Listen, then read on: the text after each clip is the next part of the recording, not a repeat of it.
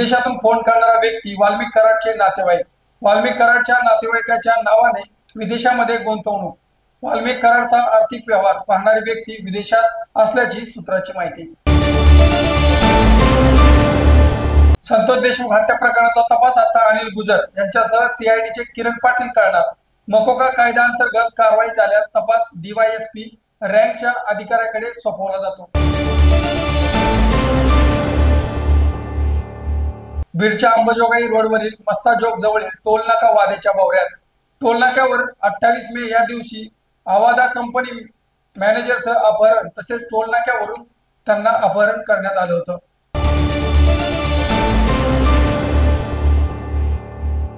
धनंजय मुंडे यांच्या अडचणीत वाढ होण्याची शक्यता. कोणत्या आधारावर कृषी साहित्य खरेदीच्या धोरणात बदल केले? नागपूर खंडपीठाचा धनंजय मुंडेला सवाल. मुंडेंनी 2023 मध्ये कृषी साहित्य खरेदी धोरणामध्ये बदल केले होते.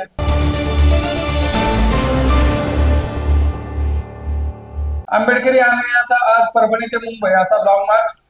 सोमनाथ सूर्यवंशीच्या आरोपीवरती कारवाई न झाल्यामुळे आंबेडकरी अनुयायी आक्रमक. दुपारी 1 वाजता परभणीतून हा लॉंग मार्च मुंबईकडे निघणार.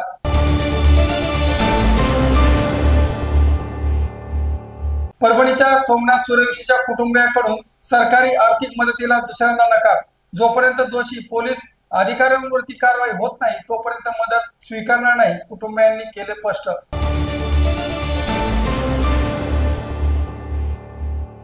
मंत्रिपदी नियुक्ती झाल्यामुळे नियमानुसार संजय शिरसाट सिडकोचे अध्यक्ष पदावरून पदमुक्त. विधानसभा निवडणुकीआधी शिरसाट यांनी सिडकोच्या अध्यक्षपदी नियुक्ती त्यांची झाली होती. भोसरी विधानसभेचे माजी आमदार विलास लांडे पुन्हा एकदा अजित पवारांच्या राष्ट्रवादीमध्ये परतणार. विधानसभेच्या वेळी दिली होती शरद पवारांची साथ, तर अजित गव्हाणे सुद्धा 20 माजी नगरसेवकांसह पुन्हा घड्याळ हाती घेणार. राष्ट्रवादी काँग्रेसच्या 2 दिवसीय अधिवेशनाच्या तयारीला सुरुवात. प्रदेशाध्यक्ष सुनील तटकरे अधिवेशनाच्या तयारीसाठी आज शिर्डीत येणार.